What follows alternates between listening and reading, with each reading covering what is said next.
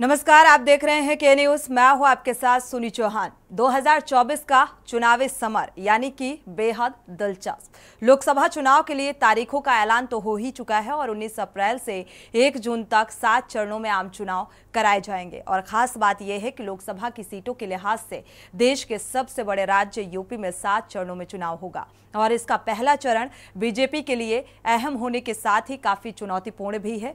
UP में पहले चरण में जिन सीटों पर चुनाव है, पिछले चुनाव में वहां पर ज्यादातर सीटों पर विपक्ष का वर्चस्व रहा है। 2019 का अगर जिक्र किया जाए तो लोकसभा चुनाव में 8 सीटों में से 3 पर बीएसपी और 2 सीटों पर समाजवादी पार्टी ने जीत हासिल की थी। यानी 8 सीटों में से बीजेपी के पास अभी 3 सीटें हैं और ये सीटें हैं कैराना, मुजफ्फरनगर, पीलीभीत। और बात अगर की जाए यहां पर कुछ सीटों पर तो बीजेपी को भारी अंतर से हार का सामना करना पड़ा था, यानी कि एक तगड़ा झटका लगा था 2019 में।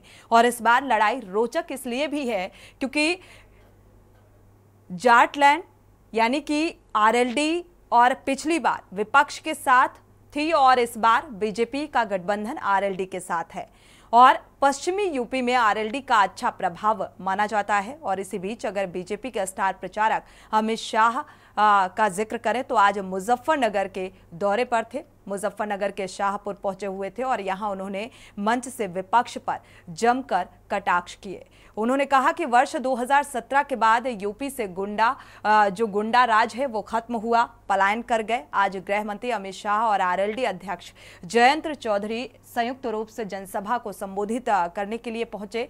शाहपुर कस्बे के राष्ट्रीय इंटर कॉलेज के मैदान में आज केंद्रीय राज्य मंत्री और बीजेपी प्रत्याशी डॉक्टर संजीव बलियान के समर्थन में जनसभा आयोजित की गई और रैली के मंच से बोलते हुए केंद्रीय गृह मंत्री अमित शाह ने कहा कि इस बार चुनाव में सपा का सुपड़ा साफ हो जाएगा।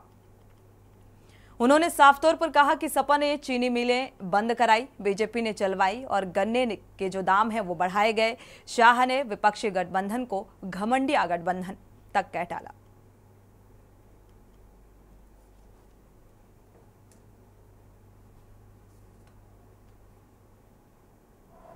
मोदी जी को हम तीसरी बार प्रधानमंत्री बनाना चाहते हैं या नहीं चाहते? जोर से बोलो, चाहते हैं या नहीं चाहते? मोदी जी ने गरीबों के उत्थान के लिए, किसानों के उत्थान के लिए ढेर सारे काम किए। मोदी जी ने गुड़ और गन्ने के इस क्षेत्र के अंदर गन्ने के लिए राष्ट्रीय नीति बनाकर ढेर सारे बदलाव किए।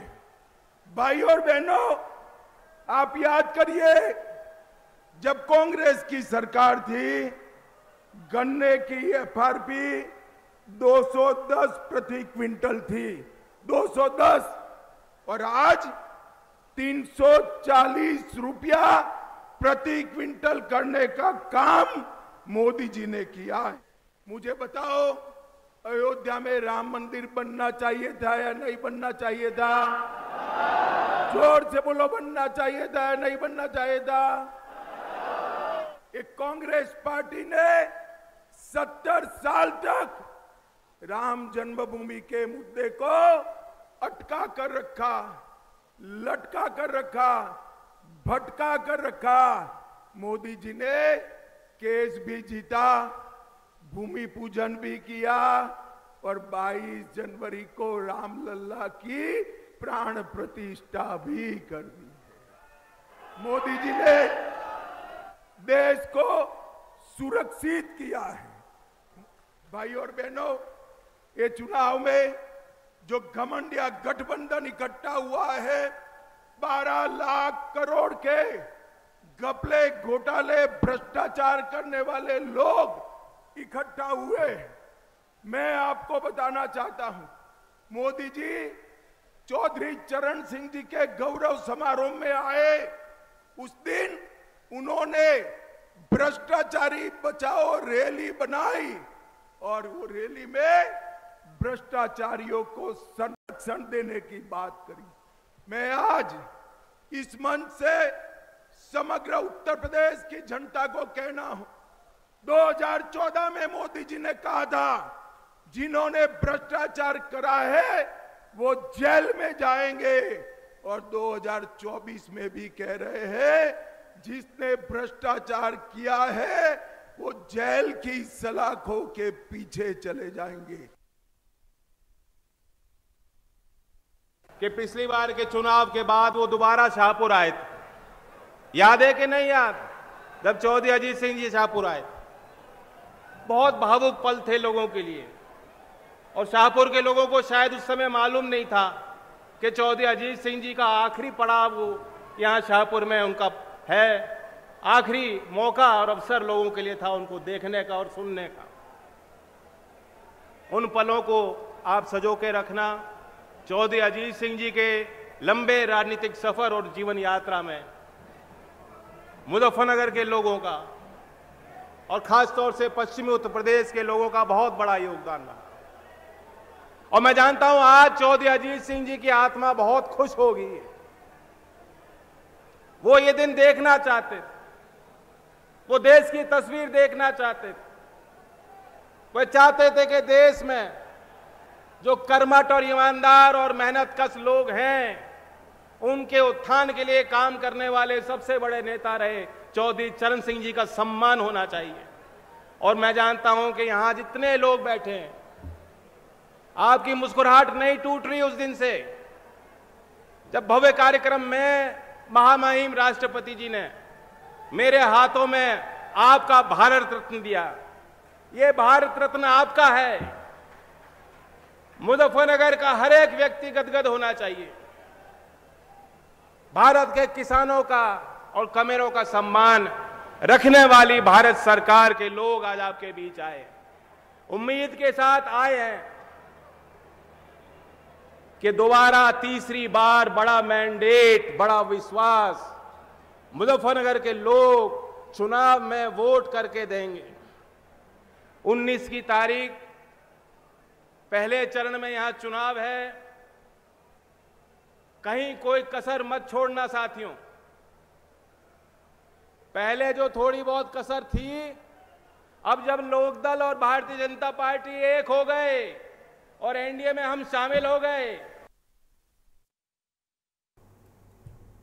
तो 2024 का जो महासमर है वो बेहद चुनौतीपूर्ण होने के साथ साथ बेहद दिलचस्प भी है। आज जिस तरीके से मुजफ्फरनगर में आरएलडी प्रमुख जयंत चौधरी और गृह मंत्री अमित शाह एक मंच पर नजर आए और चुनावी जनसभा को संबोधित किया और इस बीच तमाम बड़ी बातें भी निकलकर सामने आई। अपने प्रत्याशी के समर्थन में वोट की अपील और विपक्ष पर प्रहार। खास मेहमान हमारे साथ जुड़ चुके हैं क्योंकि पहले चरण में 19 अप्रैल को वोटिंग होनी है। 102 सीटों पर मतदान होगा। लोकसभा की 543 सीटों के लिए 7 चरणों में यह मतदान होने हैं। तो पश्चिमी यूपी को साधने की जो रणनीति है भारतीय जनता पार्टी की, वो क्या कुछ रणनीति, विस्तार से चर्चा करेंगे। पहले आपका परिचय करा देते हैं। अनीश अंसारी जी बीजेपी नेता जुड़ चुके हैं, स्वागत है आपका इस चर्चा में शामिल होने के लिए। मोहम्मद साजिद हैं सपा प्रवक्ता, आपका भी बहुत बहुत स्वागत इस चर्चा में शामिल होने के लिए। जितेंद्र तिवारी जी हैं कांग्रेस प्रवक्ता, आपका भी बहुत बहुत स्वागत इस चर्चा में शामिल होने के लिए। आरएलडी प्रमुख प्रवक्ता हैं रजनीकांत मिश्रा जी, आपका भी बहुत बहुत स्वागत इस चर्चा में शामिल होने के लिए। वरिष्ठ पत्रकार कृष्णा पंडित जी जुड़े हुए हैं, आपका भी बहुत बहुत स्वागत इस चर्चा में शामिल होने के लिए। सुरेंद्र दुबे जी वरिष्ठ पत्रकार, आपका भी बहुत बहुत स्वागत इस चर्चा में शामिल होने के लिए। आप सभी मेहमानों का स्वागत। शुरुआत बीजेपी नेता से कर लेते हैं, अनीश जी से। अनीश जी, बहुत सारी, अगर 2019 का जिक्र इसलिए क्योंकि 19 अप्रैल को मतदान होना है और वो सीटें सामने आ रही हैं। जाटलैंड के अगर देखा जाए, जाटलैंड से शुरुआत हो रही है भारतीय जनता पार्टी की। मुजफ्फरनगर और नगीना, इसे एक तरीके से कहा जाता है कि यहाँ पर जाट का बहुत वर्चस्व है या वोट जो है बेहद मायने रखता है। और आज अमित शाह का दौरा, आरएलडी प्रमुख एक मंच पर नजर आए और एक बार फिर से, क्योंकि पिछली बार क्या कुछ स्थिति रही है ये सभी को पता है, लेकिन उस कमी को इस बार क्या पूरा कर पाएंगे, क्योंकि ये गठबंधन का टेस्ट भी है इस बार। देखिए, जहां तक पश्चिमी उत्तर प्रदेश की बात है, भारतीय जनता पार्टी इस बार बहुत अच्छा करने जा रही है पश्चिमी उत्तर प्रदेश में। खास तौर पे जाट बेल्ट की जहां आपने बात कही है, जाट बेल्ट में इस बार सबसे अधिक वोट प्रतिशत भारतीय जनता पार्टी एनडीए के पक्ष में होगा। जयंत चौधरी के आने से भारतीय जनता पार्टी काफी मजबूत हुई है पश्चिमी उत्तर प्रदेश में। इस बार अनेकों सीटों पर तो ऐसा होगा कि विपक्षी यानी एनडी गठबंधन को कहीं खाता खोलने का भी नंबर नहीं आएगा। चलिए, जीत का दावा 400 पार के लक्ष्य के साथ भारतीय जनता पार्टी आगे बढ़ रही है आरएलडी के साथ जो गठबंधन। आरएलडी प्रमुख प्रवक्ता भी हमारे साथ रजनीकांत मिश्रा जी जुड़े हुए हैं। इसके बाद कांग्रेस प्रवक्ता का भी रुख करेंगे। आरएलडी प्रमुख रजनीकांत जी का रुख कर लेते हैं। रजनीकांत जी, 2019 की स्थिति से आप परिचित हैं क्योंकि विपक्षी जो पार्टियां हैं वो भारी पड़ी थी। इस बार चूंकि गठबंधन भारतीय जनता पार्टी के साथ, और इस गठबंधन के बाद तमाम जो आरएलडी के नेता हैं वो छिटके भी हैं, तो इस गठबंधन को कैसे देख रहे हैं? क्योंकि पूरी तैयारी, क्योंकि एक तरीके से ये टेस्ट है और बेहद चुनौतीपूर्ण भी है जिस तरीके से इंडिया अलायंस हुआ।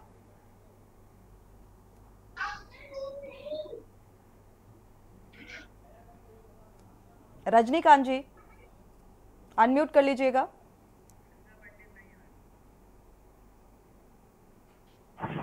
हेलो जी रजनीकांत, आवाज गई? जी जी सुन पा रहे हैं, कंटिन्यू। आवाज आई? जी आवाज आई? जी सुन पा रहे हैं, कंटिन्यू। देखिए, ये गठबंधन स्वाभाविक गठबंधन है और जैसा कि आपने कहा पिछली बार का अनुभव, तो पिछला अनुभव तो पता है, सबको पता है। हम लोग कुछ मतों से चुनाव हार भी गए। देखिए, इस बार जो है एक तो तैयारी, दूसरी चीज ये है कि अभी अभी हमारे भाजपा के प्रवक्ता ने कहा कि यहाँ तो खाता नहीं खुलेगा, तो ये बात सही है। यहाँ तो इन लोगों के खाता भी नहीं खुलने वाले हैं। ठीक, न इनका कोई प्रोग्राम है, न इनका कोई विजन है, न इनके लड़ने का कोई तरीका है। अभी इनके न कोई रैलियां हैं, न कोई उपाय है, न कहीं कोई सोच है। हमने शुरू कर दी। हम लोगों ने अपने प्रधानमंत्री जी के साथ उस दिन चौधरी चरण सिंह गौरव सम्मान की बात आपने देखा ही। आज की रैली अमित शाह साहब के साथ, 6 तारीख को फिर प्रधानमंत्री के साथ जैन जी की रैली है और इस तरह से 12 तारीख तक का कार्यक्रम तय है। बीच में 5 तारीख को योगी जी के साथ भी एक रैली है। तो ये तैयारी है और इस तैयारी में, और हमने पिछला अनुभव भी मैं आपको बता दूं कि हमारा भाजपा से गठबंधन था तो हम 7 सीटों में 5 सीटें जीते थे लोकसभा की। ये बीच में कुछ बातें रही और एक हम लोगों ने कोशिश की, लेकिन इनका कोई विजन समझ में नहीं आया। इस गठबंधन का कोई विजन नहीं समझ आया, कोई व्यू नहीं समझ में आया। तो ये जो गठबंधन है काफी मजबूती देगा और उत्तर प्रदेश की 80 की 80 सीटें हम लोग जीतेंगे और 400 पार का नारा पूरा होगा। ठीक है, 400 का जो लक्ष्य है उसको पूरा करने की कवायद और जोर शोर से प्रचार प्रसार में भी इस लिहाज से तेजी भी देखने को मिल रही है। मोहम्मद साजिद जी का रुख कर लेते हैं, समाजवादी पार्टी से जुड़े हुए हैं प्रवक्ता। मोहम्मद साजिद जी, फिलहाल समाजवादी पार्टी की, क्योंकि लगातार ये भी सवाल उठ रहा है कि भाई जो बड़े चेहरे हैं अब वो चुनावी प्रचार प्रसार में देखे जा रहे हैं चुनावी मंचों से, जैसे कि आज अमित शाह मुजफ्फरनगर पहुंचे हुए थे। आरएलडी प्रमुख भी एक मंच पे नजर आए और चुनावी जनसभा को संबोधित किया, और लेकिन विपक्ष के कोई बड़े नेता अभी फिलहाल नजर नहीं आ रहे हैं। क्या तैयारी?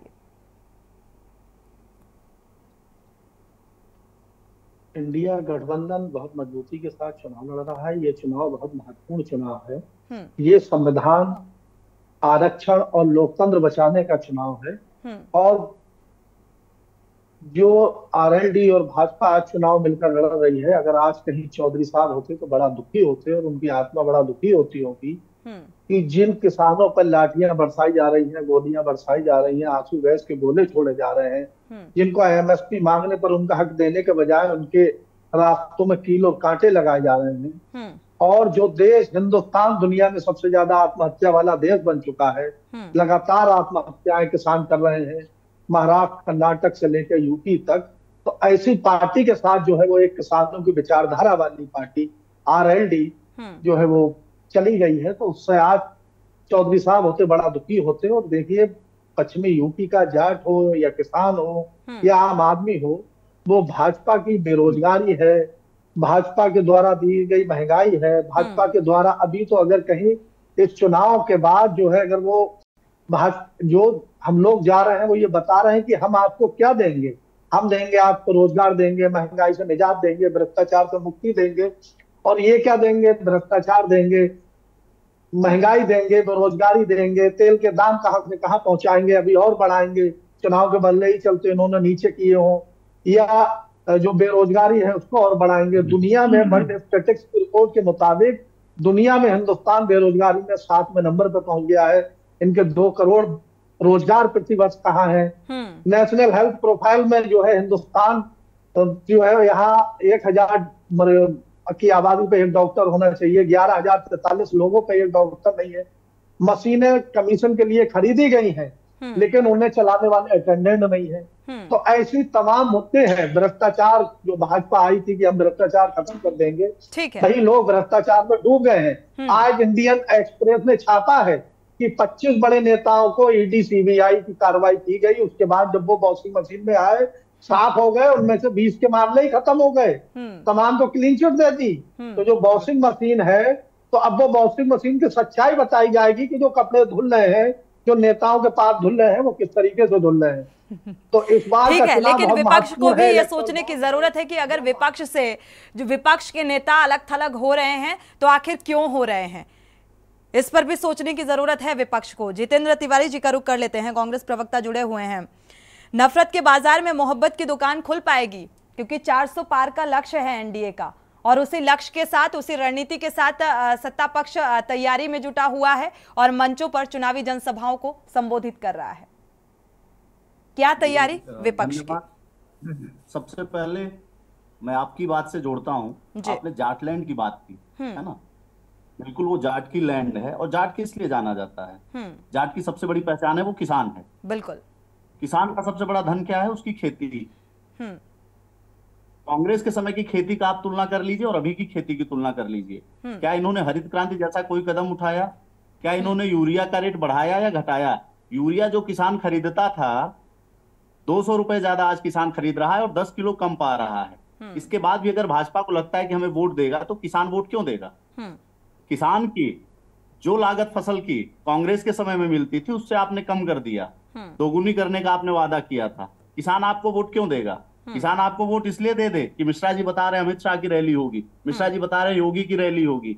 रैली होगी, आएंगे, आपके लिए तालियां बजाएंगे, लेकिन वोट आपको नहीं देने जाएगा। दूसरी बात, चौधरी चरण सिंह की आप बात कर रहे हैं, हम सबके लिए सम्मानित हैं, लेकिन चौधरी साहब का नाम किस लिए जाना जाता है? कि वो किसानों के नेता रहे हैं। ठीक बात। और आप किसान की बात नहीं करेंगे, आप चौधरी साहब की बात करेंगे, लेकिन आप किसान की बात नहीं करेंगे। तो आप पहले किसान की बात करिए, इसके बाद चौधरी साहब की बात करिए। अगर आप किसानों को लाठी चलाएंगे, किसानों के लिए कील बिछाएंगे और फिर इसके बाद आप चौधरी साहब की बात करेंगे, तो इसका किसान इतना बेवकूफ नहीं है। किसान होशियार है। आज का किसान जो है वो पढ़ा लिखा है, और खासकर पश्चिमी यूपी का किसान जो है वो पूरे प्रदेश के किसानों का प्रतिनिधित्व करते हैं। जब भी किसानों की आवाज उठी है तो पश्चिमी यूपी ने अगुवाई किया है, चाहे हमारा पूर्वांचल की बात रही हो, चाहे बुंदेलखंड की बात रही हो।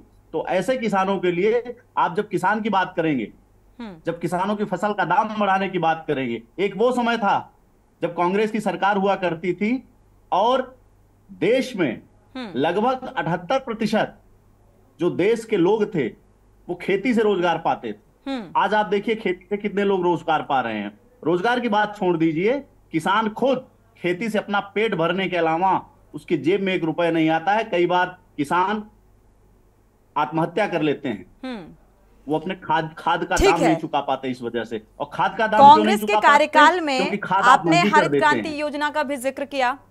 जितेंद्र तिवारी जी, आपने कहा कांग्रेस के कार्यकाल में किसानों की क्या कुछ स्थिति रही, फिर ये परिवर्तन क्यों, फिर जनता का भरोसा क्यों डगमगाया? अगर कांग्रेस का जिक्र करें, रजनीकांत जी कुछ कहना चाह रहे थे, जवाब ले लेते हैं, इसके बाद आगे बढ़ते हैं।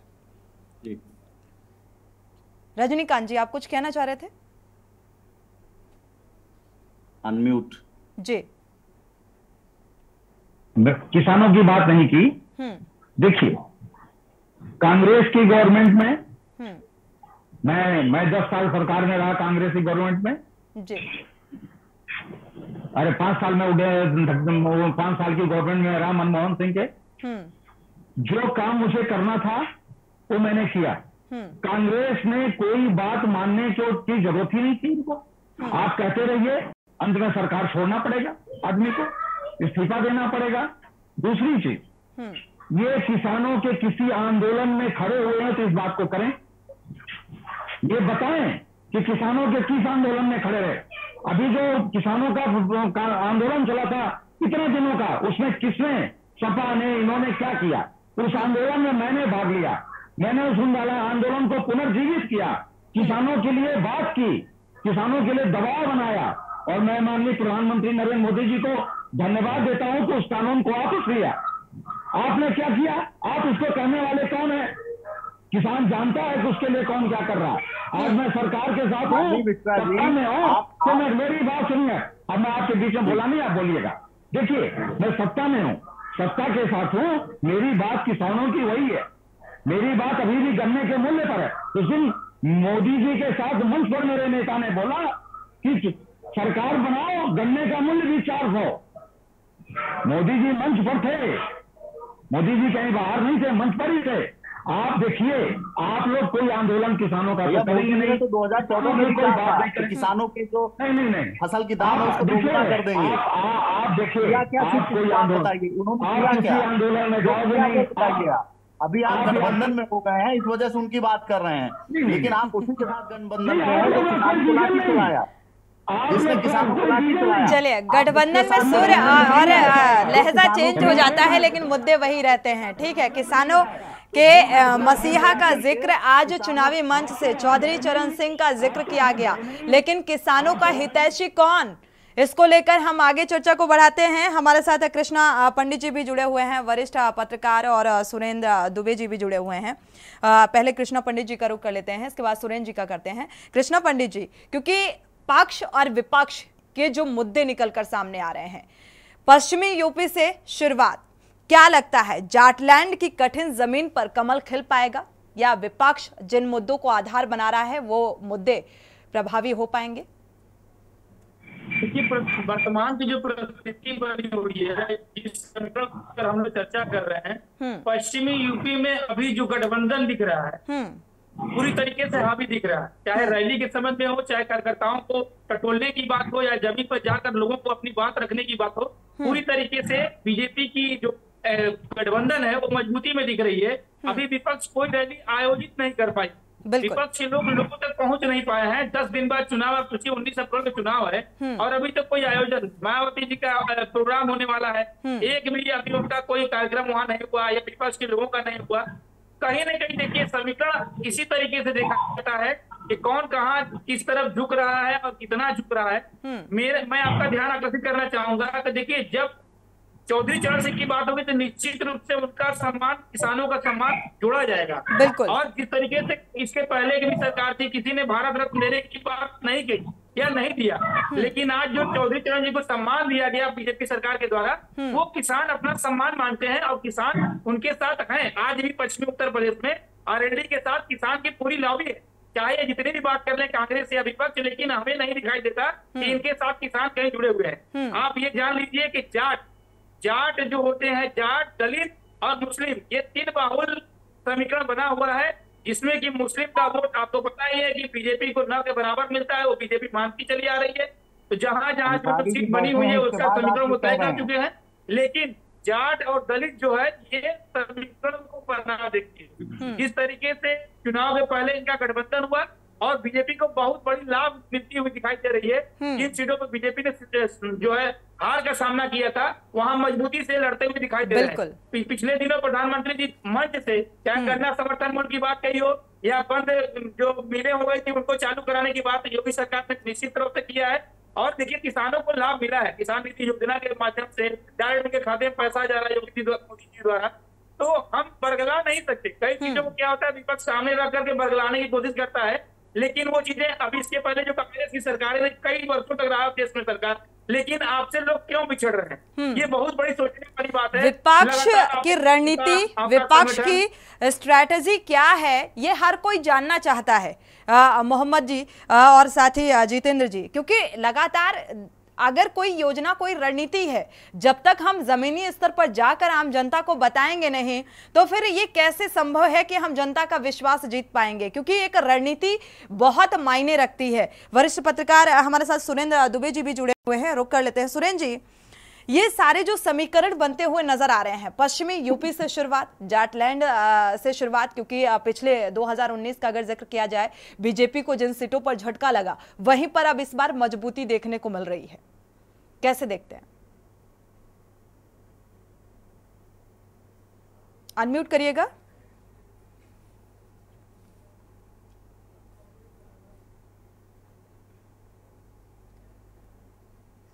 अनम्यूट करिएगा। हमारे उत्तर प्रदेश म्यूट हो गया ना। हाँ जी। देखिए, उत्तर प्रदेश में जो चुनाव होता है वो पश्चिमी उत्तर प्रदेश से ही नंबर 1 शुरू होता है। तो उसको आप इस ढंग से मत देखे कि इस बार पश्चिमी उत्तर प्रदेश से शुरू हो रहा, तो वहीं शुरू होता 1 से लेकर के बाकी पूरे उसमें 80 सीटें होती हैं। बिल्कुल। मेरी दृष्टि से वहां 2 ढंग का जाट नेता है। एक जो आंदोलन के समय किसी के साथ रहता है, वो पहले बड़े टिकैत जी के साथ था, फिर छोटे टिकैत जी के साथ हो गया, और जब चुनाव होता है तो वो अपनी पार्टी के हिसाब से बढ़ जाता है। ये हमने पिछली बार भी देखा कि 13 महीने में 700 से अधिक किसान शहीद हुए, लेकिन चुनाव जो हुआ उसमें बीजेपी के साथ जाट गए। तो अब ऐसा क्या होगा कि नहीं जाएंगे? तो इसका एक दृश्य अभी हमने देखा, मैंने कहा 3-4 दिन पहले होगा, मुजफ्फरनगर का शायद था, जहां बीजेपी और आरएलडी के कार्यकर्ताओं में लाठियां चल रही थी। और ये कहा गया कि दोनों जो बीजेपी ये जाट हैं, ये आरएलडी को बीजेपी के जाने को बात से बहुत नाराज, हो सकता है नाराज हो, अभी तो जब वोटिंग होगी तब पता चलेगा। मुझे ऐसा लगता है कि ये एक जयंत चौधरी के राजनीतिक जीवन की एक कड़ी अग्नि परीक्षा होगी चुनाव में। और मैं उन्हें याद दिलाना चाहूंगा कि इसी तरह के राजनीतिक परिवर्तन, दल बदल उनके पिता श्री अजीत सिंह जी ने किए थे, और उसका नतीजा ये निकला कि वो चौधरी चरण सिंह जो पूरे देश के नेता थे, वो सिमट के पश्चिमी उत्तर प्रदेश के नेता रह गए अजीत सिंह की वजह से। और अब मुझे ऐसा लग रहा है कि वही गलती फिर जयंत चौधरी ने कर दी। अब ये देखिए ये कितने जिलों के नेता रह जाते, स्वाभाविक तो इसको नहीं लेंगे। और जब हम लोग बात करते हैं कि साहब जो सम्मान दिया गया, एक मिनट हमारी बात कंप्लीट हो, बिल्कुल आप बोलेंगे, बोलने के लिए सबको बुलाया गया। तो जो उनको चरण सिंह को जो सम्मानित किया गया, उसको लोग सीधे कहते हैं कि एक डील की गई। चौधरी चरण सिंह को सम्मान देने के नाम पर जयंत चौधरी को इस बात के लिए राजी कर लिया गया कि आप बीजेपी में आ जाइए। बाकी कोई वैचारिक इनका कोई लेना देना नहीं था। अब मुझे आश्चर्य है कि इनके जयंत चौधरी को अखिलेश यादव के बहुत अच्छे और बहुत लंबे समय से राजनीतिक संबंध थे। बिल्कुल। अब कैसे उन्होंने मैटराइज किया ये उनकी अलग बात। मैं ये कह रहा हूँ कि ये जो चुनाव है, जाट नेता को आप ये समझ रहे हैं कि वो साहब से मुस्लिम वोट की बात है, मुस्लिम वोट ना इनको मिलता था ना मिलेगा। उनके लिए कांग्रेस और सपा के लिए वो एक बहुत बड़ी धरोहर है, लेकिन बगैर जाट वोट के तो यहाँ कोई चुनाव नहीं जीत सकता। वो जो जाट वोट प्लस यहाँ पर बीजेपी है, वो अपना हिंदू मुस्लिम का भी कोई मुद्दा छोड़ देगी। अब वो कह रहे 400 पार है, हमारी सरकार बना दो, 400 रुपए गन्ना भी हम कर देंगे। ये तो अच्छा हुआ, अगर वो कहीं 600 सीट करने का नारा होता तो कह देते हम गन्ने का मूल्य 600 कर दिया जाए। ये इस तरह की जो बदकही चलती, इसका कोई राजनीति मतलब नहीं होता। बड़ी दुख की बात है कि इस देश में चुनाव सिर्फ नारेबाजी पर हो रहे हैं, किसी मुद्दे पर चुनाव नहीं हो रहा है कि क्या इस देश का युवक जो बेरोजगार है उसको कुछ मिलेगा, क्या इस युवक जो पढ़ रहा है उसको नौकरी के लिए कोई रास्ता। मैं देख रहा था आज ही शायद अखबार में कमर्शियल गैस का दाम 32 रुपया घटा दिया गया, घरेलू गैस का 5 पैसा नहीं घटाया गया। इसका मतलब उनको हमारा वोट ही नहीं चाहिए, उनको वो कमर्शियल वोट चाहिए। बेसिक मुद्दों से इतर राजनीतिक फायदा जो है हमारे राजनेता देखते हैं और इस बात को फिलहाल नजरअंदाज नहीं किया जा सकता है।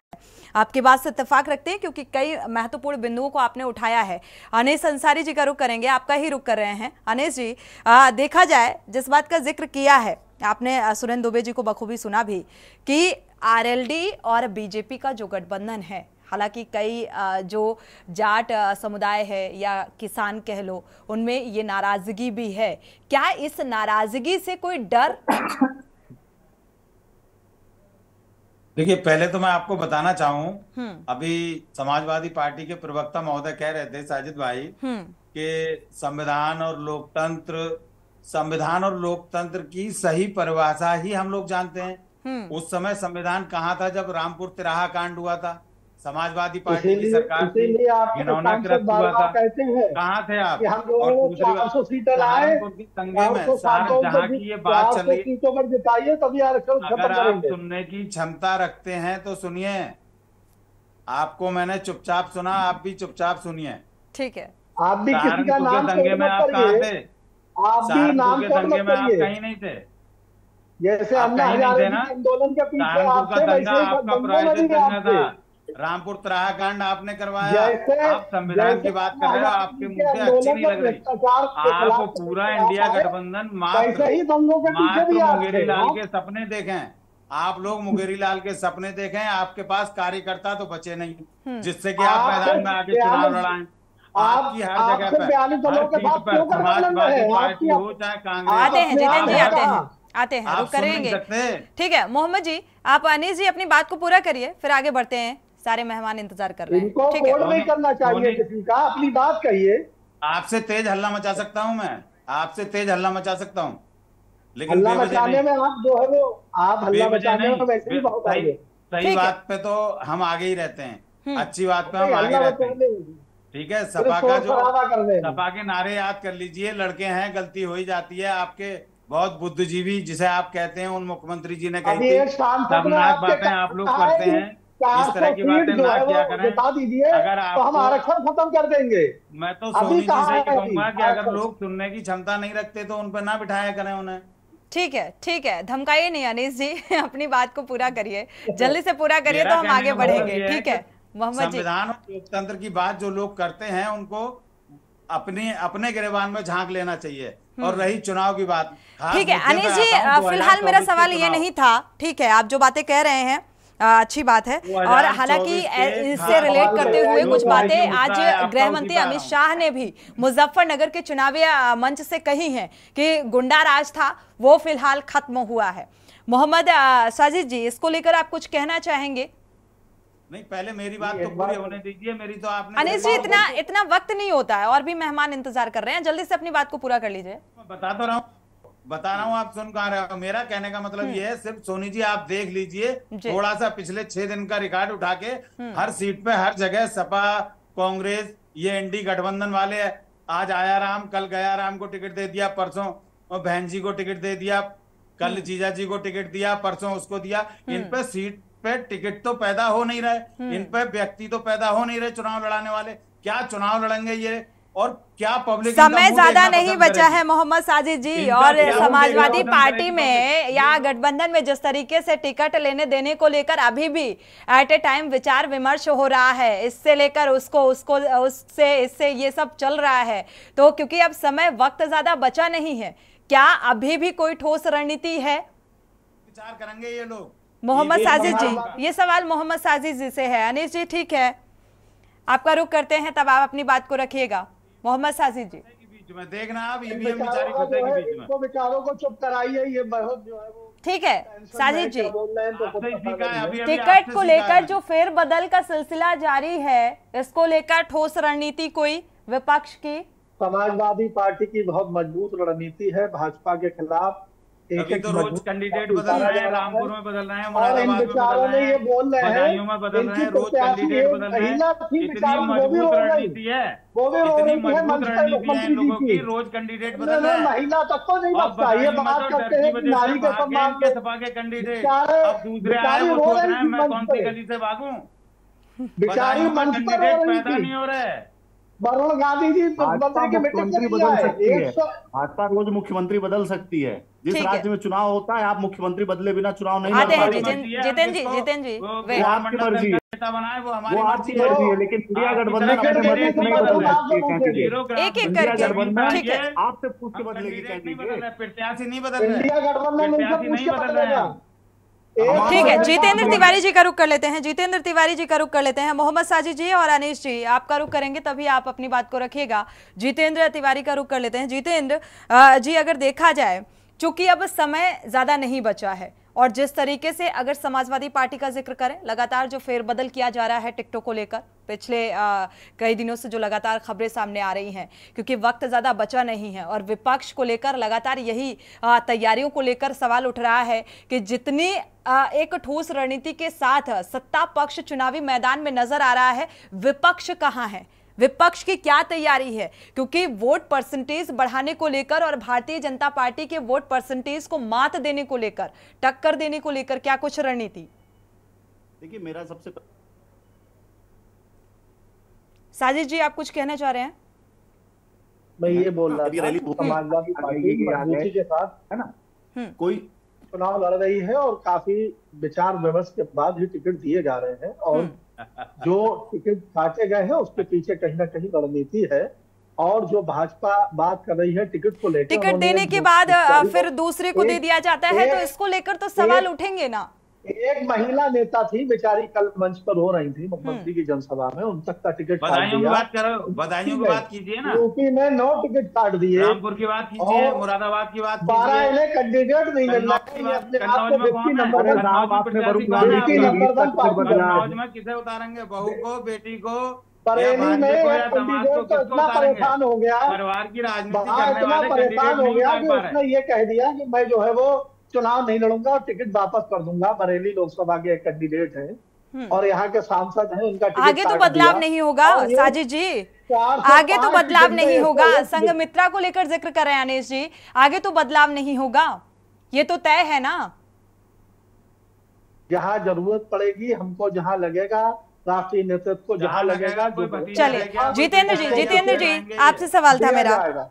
जितेंद्र जी, मेरा अंसारी साहब से एक सवाल है, ठीक है अपने परिवार, अनीश जी और साजिद जी, जितेंद्र जी से सवाल है जी। अनीश जी मेरा आपसे एक सवाल है, अगर आप इतना मजबूत अपने आप को समझते हैं तो रालोद से अंतिम समय में गठबंधन की क्या जरूरत पड़ी?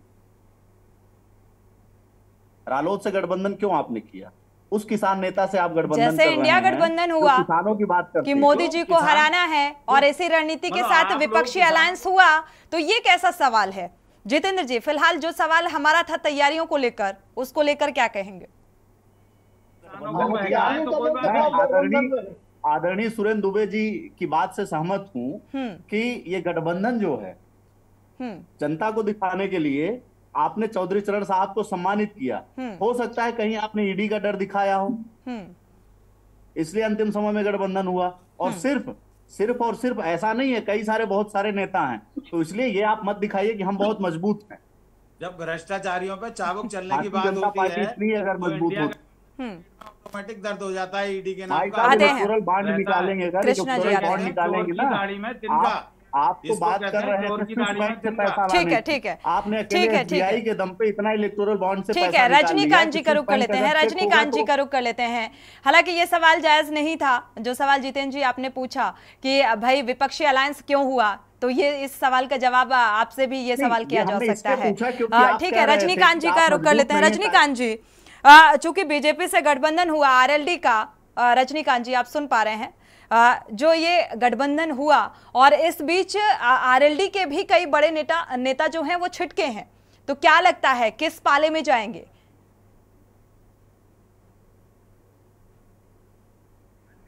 अनम्यूट करिएगा।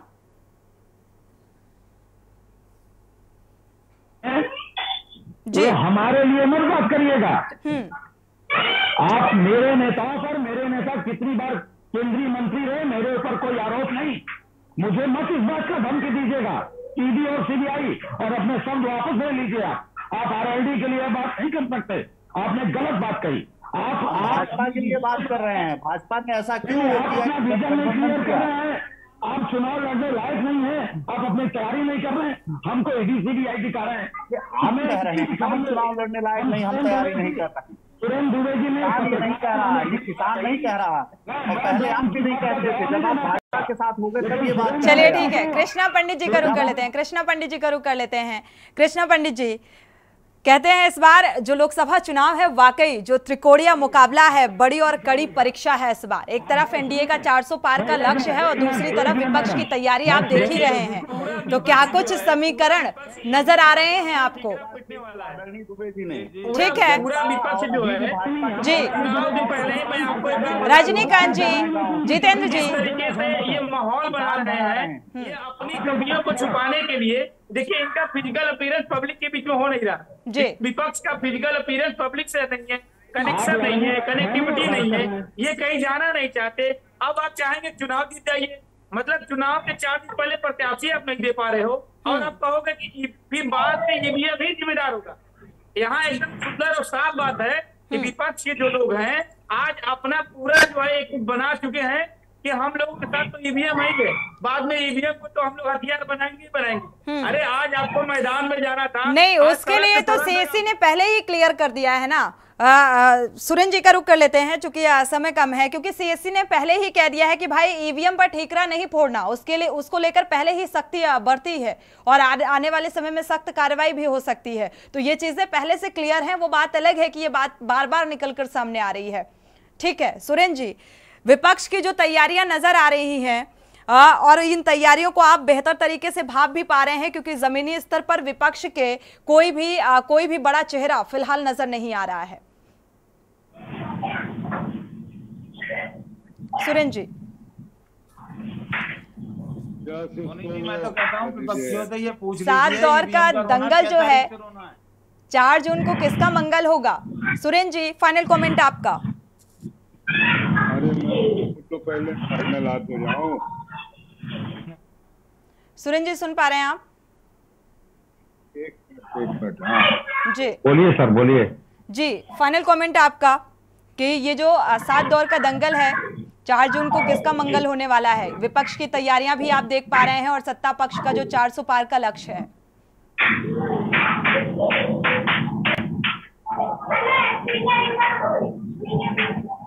चलिए, आवाज क्लियर नहीं है। आप सभी मेहमानों का बहुत बहुत शुक्रिया इस चर्चा में शामिल होने के लिए। तो आपको बता दें 2000 सुरेंद्र जी, चूंकि समय कम नहीं है, क्या आप सुन पा रहे हैं? अनम्यूट कर लीजिए अगर आप सुन पा रहे हैं।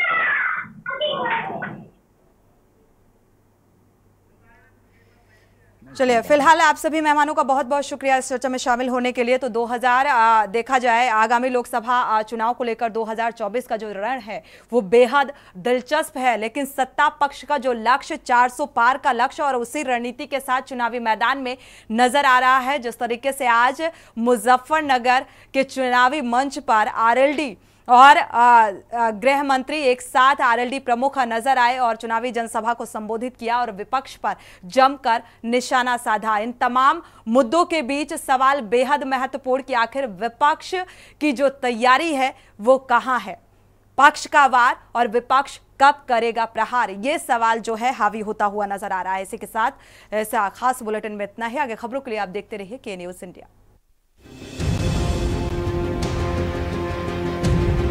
मोदी जी को हम तीसरी बार प्रधानमंत्री बनाना चाहते हैं या नहीं चाहते?